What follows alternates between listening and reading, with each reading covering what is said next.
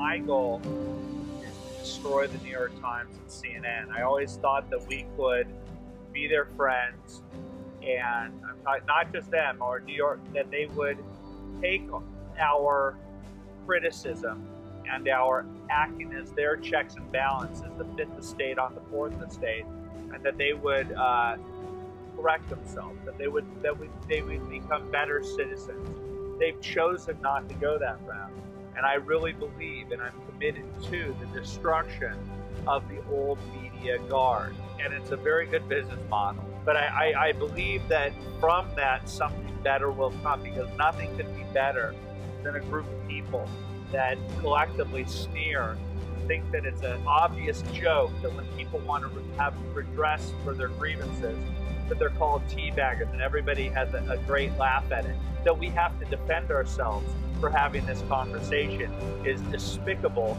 The media class is the wall that we have to climb over in order for our voices to be heard. Once our voices are heard, then democracy will happen.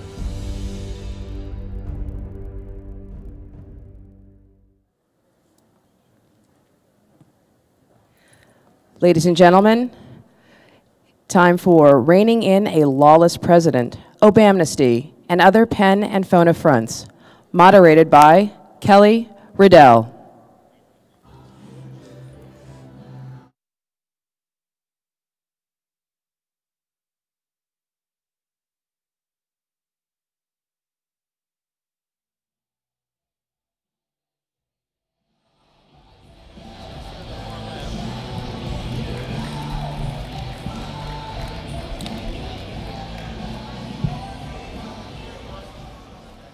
Good morning, CPAC. It's our last day, and I know that you guys have been really busy these last 3 days, and so I'm super excited that you're here for what I consider to be one of the best panels this week, reining in a lawless president.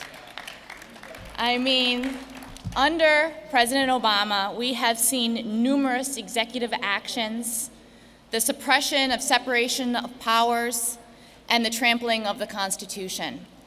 Everything from the targeting of the IRS and then lying that, IRS lying that they were targeting Tea Parties. Net neutrality happening this week, trampling over the internet. Of course, we have Obamacare. We have, different things that go a little unnoticed, like Operation Choke Point, targeting gun retailers and dealers. Today we have 3 esteemed panelists that are going to come up and talk about what they're doing to rein in the president and what they see as the abuse of executive powers. Tom Fitton is here from Judicial Watch. He's the president of Judicial Watch. Yeah. Tom is responsible for exposing the IRS. He's also responsible for getting to the bottom of what happened in Benghazi through the thousands of FOIA requests that he's placed. We have gotten State Department documents, Pentagon documents that really are going to lead us to the truth. David Rivkin is a U.S. attorney on constitutional issues. He's an expert in the field. Many of you probably know him from the 2010, he led the 2010 case of 26 state attorney generals in taking on Obamacare and the legality of that. Lastly, we have Congressman Mick Mulvaney, who represents South Carolina's 5th District. He's leading the charge in the House against immigration. He also is on the Financial Services Committee and Oversight and Government Reform Committee. So we welcome the panel, and the first to speak will be David.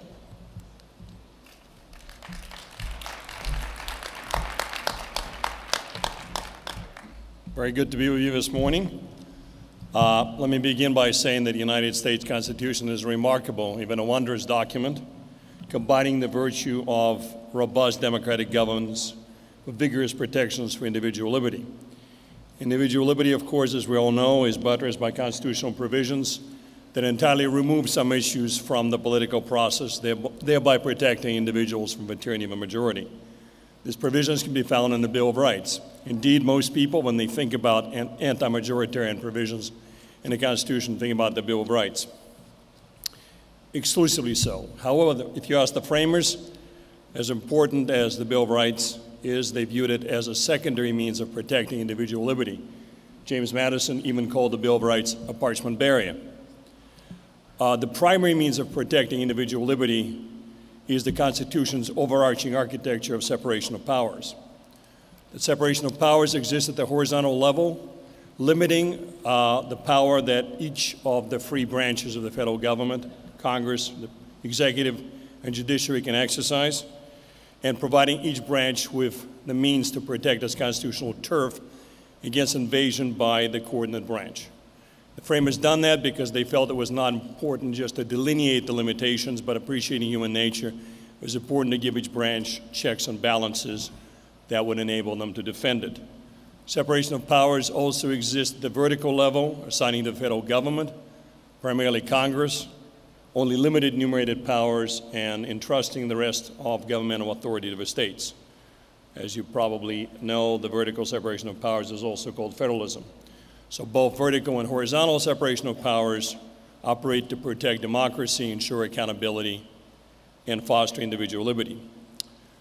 Obama administration has the worst record in U.S. history of violating separation of powers, and unfortunately has done so with considerable impunity.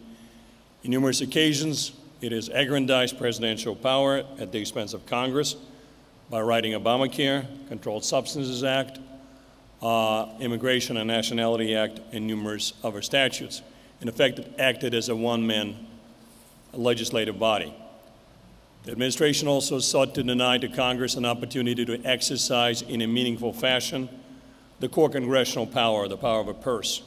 Whenever Congress sought to use the power of a purse, either to limit the overall size of the federal government, or the size of the U.S. national debt, or more modestly to cabin what a given executive agency or department can do, the Obama administration has threatened to shut down the government while shifting blame onto congressional Republicans. The battle over Dhs funding and the appropriations rider defunding the implementation of a president's unlawful immigration memos is but the latest example in this battle. The administration is also engaged in numerous unconstitutional acts of coercion against the states and has come up with some novel ways of doing so. Meanwhile, in foreign affairs, the administration has been negotiating a nuclear arms deal with Iran, which, whatever its policy merits may be, and I personally don't see them, as a constitutional matter should have been done as a treaty so as to enable the Senate to exercise its advice and consent function. Instead, the administration is planning to treat this agreement, if it's ever reached, as an executive agreement and as part of its deal implement a series of rolling waivers of all the sanctions legislation against Iran that have been enacted by Congress over the last several years. On the other hand, ladies and gentlemen, the administration is perfectly happy to surrender core presidential prerogatives to Congress, including the power to wage war, most recently in the context of the White House proposed anti-ISIS authorization to use military force. Here again, whether or not you think that fighting war against ISIS is in our national interest, and I happen to believe that it is, never in American history has a president proposed to give Congress the power to become a co-equal commander-in-chief by giving it a say over the scope of combat operations. In all instances, in my opinion, the administration's sole organizing principle has been the Constitution be damned and do what is politically or ideologically expedient. Now, the administration's unconstitutional behavior has been unfortunately aided and abetted by congressional Democrats. Indeed, this is a rare example that the framers created sets of checks and balances for protecting separation of powers has fundamentally broken down, because congressional Democrats are guided primarily by partisan rather than institutional loyalties, and are actively participating in dismantling of Congress's constitutional prerogative. Combating this trend is of utmost importance. It is not only the case that violating separation of powers today produces bad results today. In the long run, then, Congress and the President appear to acquiesce in the recarving of constitutional powers. There's a danger that this practice would endure, especially if blessed by Article III courts. Now, challenging the unconstitutional acts in litigation is the first line of defense and separation of powers. It is being done, fortunately, by the House in its lawsuit against the President of Obamacare, and by numerous courageous states' attorney general who have challenged most recently Obama immigration reforms, EPA's unlawful war on coal, and numerous other administration misdeeds. But while it's important to litigate it against this administration, this is not enough. The administration's misdeeds are aided by the liberal media and even many Americans who don't understand the Constitution in general and separation of powers in particular.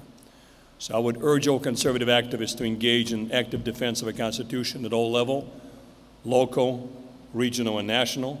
They should also demand that the elected representatives at all levels exercise their authority to act in accordance with relevant constitutional provisions, but also should actively oppose politically and for litigation actions that seek to usurp their power. I close by saying that protecting the Constitution is the highest duty of every citizen. Thank you very much.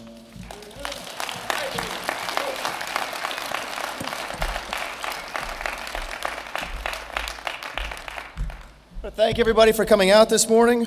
Thank you for having me. Thank you especially to all the people who did not wear a tie on Saturday morning. Thank you. Yes, there we go, especially the guy dressed.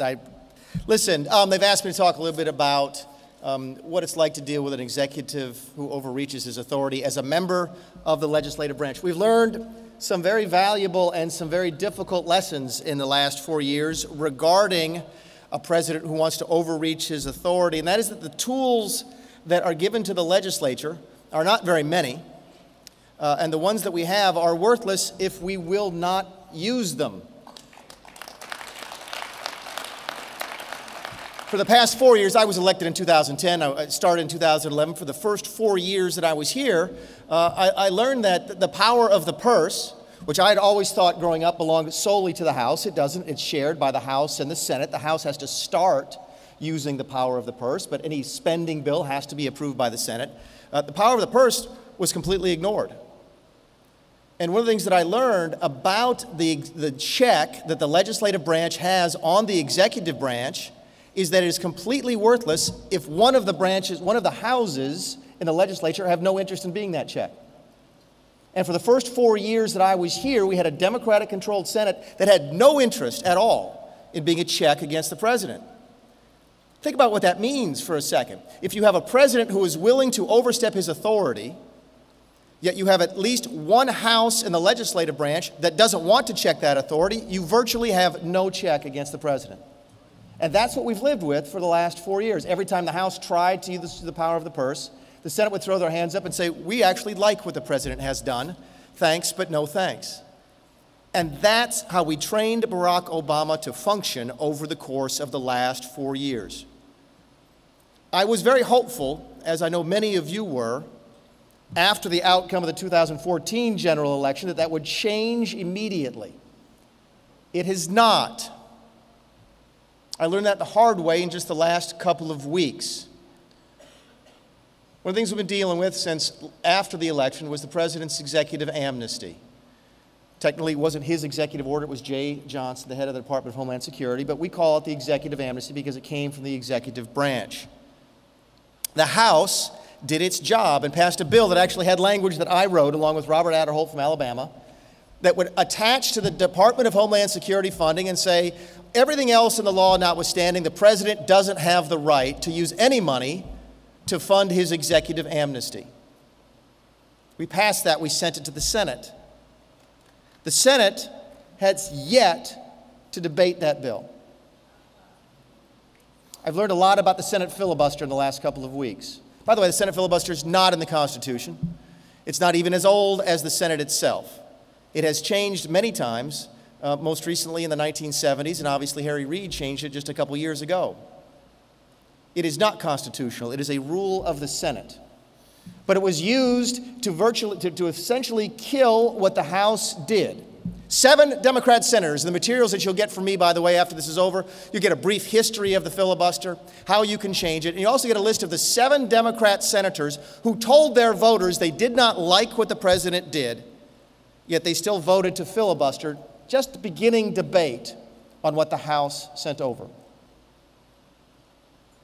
Until the Senate wants to use the power of the purse, we will not use the power of the purse to rein in this president.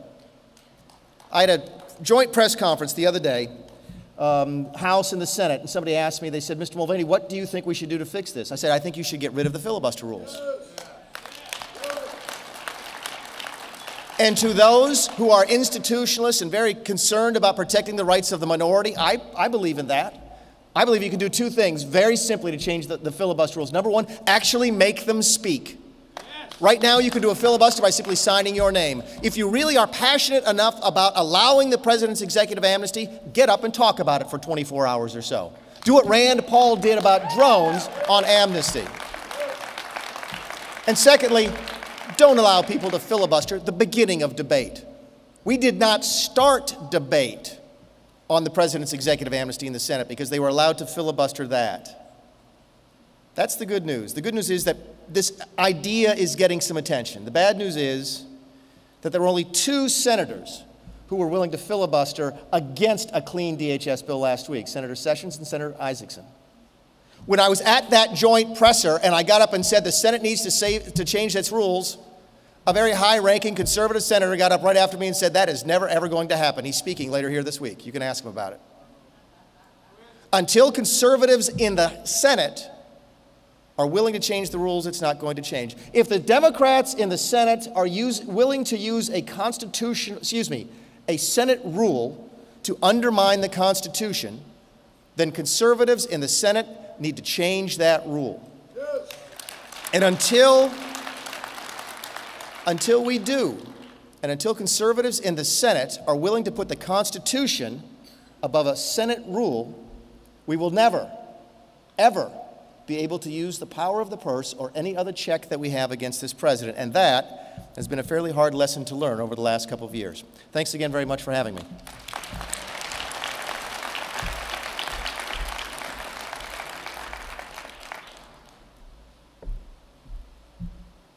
Thank you, everyone. I'm Tom Fitton with Judicial Watch.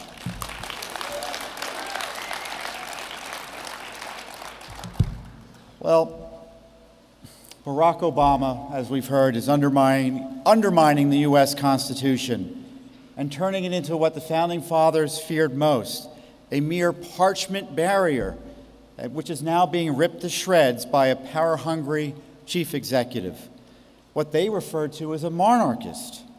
In the words of Thomas Jefferson, to appoint a monarchist to conduct the affairs of a republic is like appointing an atheist to the priesthood.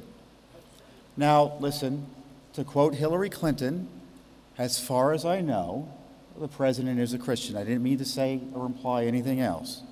But the federal government is off the rails and out of control. And we've never had before a president like this, who's shown such utter disdain for the Constitution. James Madison said, "An elective despotism was not the government we fought for." And this president endeavors to be a despot. And he's not the first and the last president to use a pen and a phone to get his way around a Congress. But his assault on our Republican form of government is historic. And to its great shame, Congress has stood by and let it happen and hasn't done what it needs to do to check an overreaching president acting in clear violation of his oath of office. Let's look at the president's executive amnesty. He put in this Dreamers Act amnesty after Congress wouldn't pass the Dreamers Act. And then Congress seeks to defund it. The House did, but the Senate didn't take it up. It was controlled by the president's party at the time. So the policy continued. This is a good example of the new normal under Obama. Rather than a Congress legislating and the president signing or vetoing, as the Constitution provides for, in Obama land, first the president establishes programs and then Congress is forced to repeal them. Executive action first, legislation action afterward. This is the catch-me-if-you-can presidency. After the election, of course, the president decided he was going to expand this program. And as best as I can tell, if you make it into the United States, you won't be deported. Amnesty for all. And in practice, if you get here, you will get legality. They will come. And a federal judge really put a halt to it, or most of it, recently, Judge Hannon.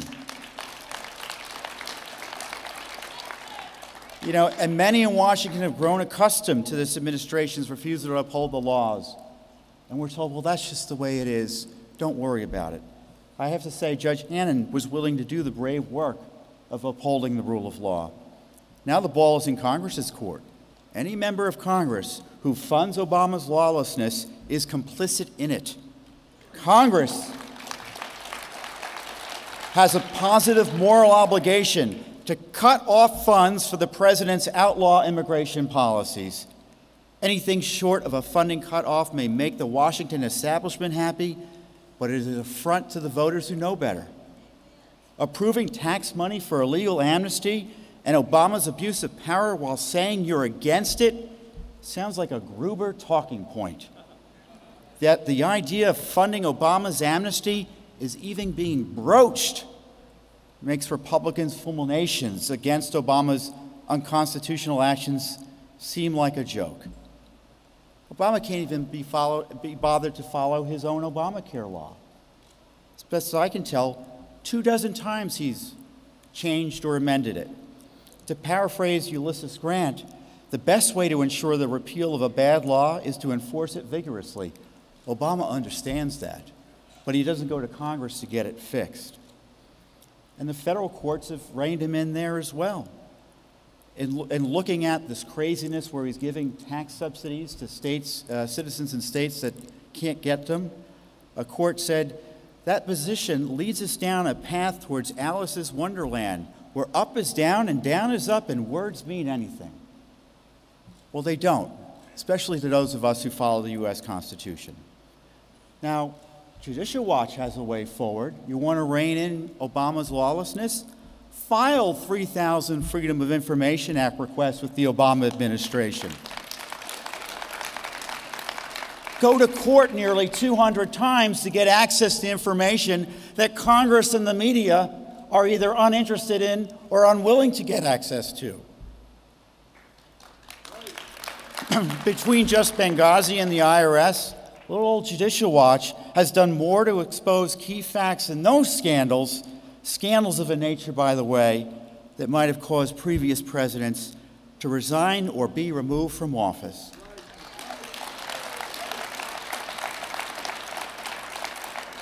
And Judicial Watch is happy to do this work, to find the information you're not getting about the IRS scandal, to find the information you're not getting about Benghazi.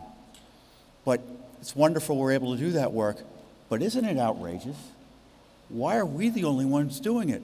Where is Congress? Where is the media? Oversight in Washington is broken down, and if you want the rule of law, if you want accountability, we need to resurrect it. Follow Judicial Watch's lead. Congress comes to Washington, writes a check with its eyes closed for $1 trillion. The president ignores the law, and the government agencies don't want to tell you what they're up to. That is not self-government. Well, Eric Holder, the contemptible Eric Holder. Loretta Lynch agrees with everything Eric Holder does and this president does, and she's up for an appointment or the approval of the United States Senate. And one senator, Jeff Flake from Arizona, said the president should get the people he wants. There's nothing disqualifying about her. I would submit that it is disqualifying to think that President Obama can run roughshod over the Constitution. Senator Flake may want to ask the family, by the way, of Brian Terry, the Border Patrol agent killed in connection with Eric Holder's Fast and Furious gun-running crimes, if this president should always get his people.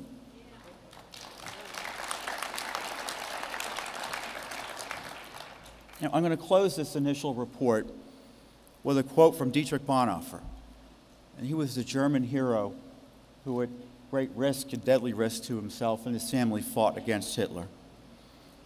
And I shared this once with a member of Congress who seemingly was alone in battling against illegal immigration. And he loved the quote, and I thought I'd share it with you. Silence in the face of evil is itself evil. God will not hold us guiltless. Not to speak is to speak. Not to act is to act. This congressman, as I said, was motivated. And I tell you, we all could do worse for a talking point. to persuade establishment Washington to stand with Judicial Watch and the vast majority of Americans who oppose and want to stop Obama's power grabs. Thank you very much.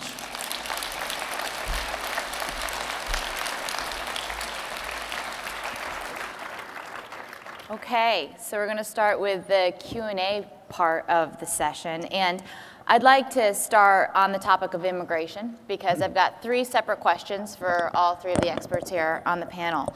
The first is for you, Representative Mulvaney. Last night, the House passed a week-long extension for DHS funding. Now, that has been ridiculed in the mainstream media as a short-term solution, that you should have just passed the clean bill that the Senate gave you, which included the amnesty for the illegal immigrants. Where do you see this moving forward? You've got a week, so what's going to happen? My guess is that the House will eventually pass that clean DHS funding bill without defunding executive amnesty. And my guess is that will be done primarily with Democrat assistance this week. We're reading this morning that that was the deal that was cut last night. Conservatives, in fact, a broad band of Republicans last night. So it's not just conservatives. There were 52 Republicans who voted against the first funding proposal last night. And then apparently a deal was cut with Democrats to get a short-term deal last night for a week. And we're reading this morning that part of that deal is that we will have a vote on a clean DHS appropriations bill without defunding amnesty by the end of the week. It's a major disappointment to me, to other conservatives, to some moderates. There were a lot of folks who voted against that last night. We had a better idea. A group of conservatives got together and offered our leadership the ability to do a funding bill that would be short-term, but will require the Senate to go to conference on our bill that include our language that defunds executive amnesty. We were told that would be unacceptable because Harry Reid would never accept it. Last time I checked, Harry Reid is not in charge of the Senate anymore. Well, but it comes back to what I talked about before, which is if you're willing to let the filibuster define what the Senate does, then Harry Reid does run the Senate. So my guess is you're going to have a clean DHS bill without defunding executive amnesty passed by the end of this week.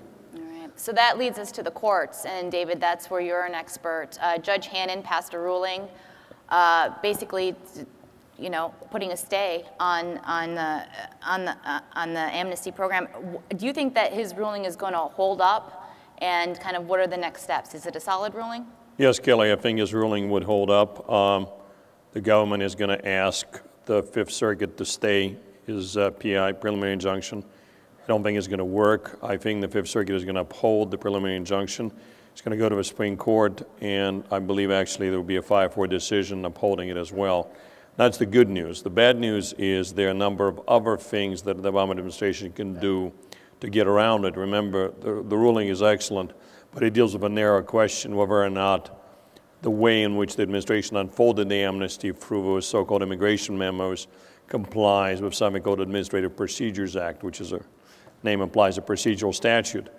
At any given point in time, the Obama administration may decide they'll pay some political price for it to get around this by either doing something called an interim final rule, or if they're really, really cynical, which is quite possible, they can say, we don't need any documents. The president told DHS what he wants to do. We'll just be doing it without any documents. I'm concerned about it because, again, the president sees it as the key part of his legacy, and I think he's going to go ahead. It's utterly unconstitutional. I'm convinced, by the way, if the Supreme Court is ever seized of the merits of this issue, can the president rewrite a duly enacted statute in such a fundamental way? That is an unconstitutional power. It's called suspension power, dispensing power. This is utterly alien to our constitutional tradition. Actually, it was alien to the British constitutional tradition going back to the Glorious Revolution of 1688. So this is a very venerable unconstitutional conduct. And Tom, you've done a lot of work looking at the border, looking how DHS implements the rule of law in terms of immigration and deportations. What have you found in the research and in your FOIAs? Is DHS doing its job in securing the borders? DHS is already shut down. Anyone who thinks it's operating according to the law is living in another world. The president, they had material put out the other day telling the Border Patrol, if you run into a drunk driver, don't worry, let them go down the road because there's liability if you arrest them. This administration is so crazed that they put menaces to the public safety on the streets rather than actually have to arrest an illegal alien for a crime they've committed. There are deadly consequences to this. There are terrorists crossing the border. We know there's an active terrorist threat. The Texas Department of Public Safety reported that through the Houston Chronicle the other day. And I tell you, Congress's approach to Obama's lawlessness is, what's the least we can do? What is the least we can do? How about impeachment? And I don't mean Obama. I don't mean Obama, although I'm not saying that to rule that out. Jay Johnson, the head of U.S. Customs and Enforcement, what they are doing is in violation of the law. Think about this law. It's the Anti-Deficiency Act. It prohibits members of the executive branch from spending money they don't have the authority to spend, from doing things that Congress hasn't authorized. If there's any reason to enforce that law, here we have it. This president's already violated it. It's been found to have been done when the president released terrorists out onto the streets in exchange for Bowie Bergdahl, in violation of the law. There is a crisis in Washington. The leadership on the Hill doesn't understand it, and we're going to suffer the deadly consequences. And I'll just close quickly. There was a poor guy in Mesa, Arizona, shot to death, a convenience store clerk, just not too long ago, by a deportable illegal alien who had been twice released under Obama's amnesty programs. And he was shot to death so this guy could get 2 packs of cigarettes. I tell you, when I say they'd be complicit in their lawlessness, people responsible for letting that man out, contrary to law, have blood on their hands. And Congress has to decide whether they're going to participate in that bloody business with President Obama, and they have got to say no. The Constitution demands it, morality demands it, and our safety requires it. All right. Okay, moving on to Obamacare, and this looks like it'll be the last kind of point, but I've got questions for all three of you guys as well. But in current events, next week, the Supreme Court could rule to shut down payment of federal subsidies in 37 states on the federal exchange. It could be a big ruling. And so first, to David, what do you think, how do you think the Supreme Court is going to come down on that? And then to Mick, what's the backup plan in the House in terms of if this is shot down, what are we going to do to kind of take advantage and exploit this? Well, my part of the question, Kelly, is easy. I'm give you very good odds that there will be a 5-4 decision holding that the Obama administration rewrite of a clear statutory language that said that subsidies are only available to individuals who go for state-run exchanges is unlawful. It's going to create a difficult political situation for the 37 governors who have so far courageously resisted that. My prediction would be the Obama administration is going to have victims almost daily or weekly at the White House, little Johnny losing access to life-saving drugs, et cetera, et cetera. So I'll defer to my colleague on the left as to what Congress can do to help in this situation. Physical left, not. Yes, of course. Okay. I think David's right. I think it's, people who think this lawsuit is going to win the argument for us, it's just wrong. It's just wrong. And I think, in fact, if there's a takeaway from what David has said here tonight, it's that even if we win the lawsuit, Obamacare is not going away. And there's a really good chance the decision doesn't have that much impact. What will the ruling say if it goes our way? That just can't give subsidies to folks who are participating in the state exchanges. Oh, forgive me. It's no employee mandate also in most states. Yeah. Sorry. All the governors are going to do is opt in. You're telling me that a governor of a Republican governor faced with the possibility of kicking off thousands, if not tens of thousands of people with debilitating diseases, running in the face of ads on television nightly funded by the left, showing how little Johnny's going to die unless the governor opts in. You tell me they're not going to opt in? I mean, again, we all look at this lawsuit as if it's going to be the be-all and end-all of this argument. It's not. In fact, I can make a very compelling argument. I think it says even if we win, nothing is going to change. Well, I mean, there's been some recommendations that this is an opportune time for Republicans to pitch an alternative. Yes, listen, I'm always for the opportunity to pitch our alternatives. There's no question about it. But there are a lot of people in this room, people in Congress last night who were saying, well, look, Mick, let's just rely on the courts. Let's rely on the courts. The courts are not going to fix most of our legislative problems. We have to win the presidency in 2016, and we have to convince the Senate to do its job. That's how we fix the country, not by the courts. And Tom, how do you weigh in on this? I agree with much of what's been said, but let's be clear here. We have Obamacare because this Congress has funded it. Mm-hmm. Speaker Boehner and the Republicans in the Senate bought onto this, wrote a check for $1 trillion in December to fund Obamacare. Yep. This issue of the IRS giving out money that it has no business doing, contrary to law, why is that funded by this Congress? So the idea that the courts need to act in order for Congress, for Obamacare to end, is not true. Because Congress can take steps, and Harry Reid can filibuster all he wants, because if the House doesn't pass the money, there's nothing to spend. And to me, Congress really need to take a more aggressive tact on all of these issues. There's no deniability, there's no excuse anymore for Congress to keep on funding this lawlessness. There's no excuse.